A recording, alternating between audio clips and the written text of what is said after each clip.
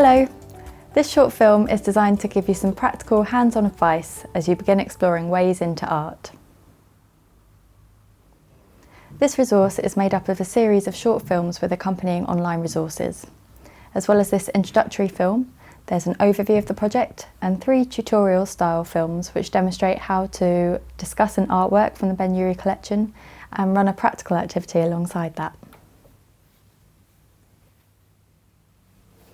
To access the online resources, go to the Ben-Uri website and then navigate your way to Ways into Art. From here you'll be met with 6 themes, and within each of these themes there are 5 Ben-Uri collection artworks. From here you can pick whichever artwork or theme you want to work with that day, and for each artwork there's an accompanying discussion information sheet and a practical activity sheet too. This gives you access to 30 artworks from the Ben-Uri collection right from the start. There's great variety there, so you should be able to find something that you're comfortable working with and that your group will enjoy talking about as well.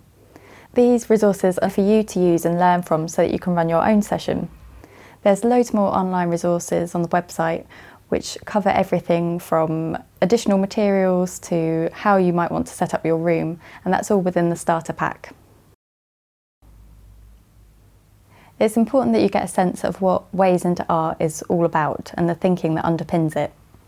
What we're really after is that we give you the skills to hold small discussion groups or small art making groups with people you're already working with. To do this, you have to really be able to listen to people, to give them your full attention, value the points that they're making and use them in a useful, meaningful kind of way in your discussion. You also need buy-in from staff throughout your organisation, so that might be someone that stays in your group with you and helps you out.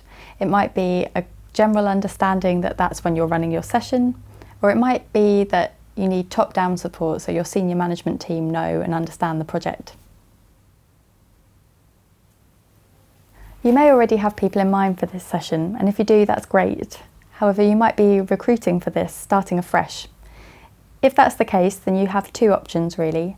You can openly recruit, so use posters or perhaps a news bulletin, or you could do it more one-to-one in a kind of referral process, in which case you might pick that person based on them needing some more social interaction, whether you think they'd be open to trying something new, or perhaps they had an interest in art already. Either way, you want to keep group sizes to around 6 to 8 people. And if they're that size, then 2 staff members should be okay, depending on what you're doing. The great thing about Ways into Art is that it's really flexible. So you can run this for as long as you like and as regularly as you like, whatever works for your setting. I've found that 10 to 12 weeks was really good. We had a break in the middle and it established a really strong group dynamic, which we celebrated at the end. Whatever you do decide, just be really clear about how long it's going to run for. We don't want to run this indefinitely. Putting an endpoint on your group means that you can recruit new members and also celebrate everything that's been achieved in that time. When it comes to timing, you know best how to fit into the daily life of your setting. So it might be that mornings everybody's at the hairdresser, or afternoons everyone's having a snooze. Generally speaking, I've run my sessions between 10:30 and 12:30 if they're a morning session, and between 2 and 4 in the afternoon. And within that you might want to run it for an hour and a half, or the full 2 hours. Just make sure you leave yourself enough time to set up or tidy up afterwards. You'll need a space to run your session, and that will vary depending on where you are. So you know your group. If there's any access needs, if there's anyone in a wheelchair, then make sure you've got enough space to get round and enough space to get under the table, those sorts of things. You also want to know that you've got the room for enough time. So book it into the calendar, make sure there's no clashes, and give yourself a good hour either side to clean up or set up at the beginning.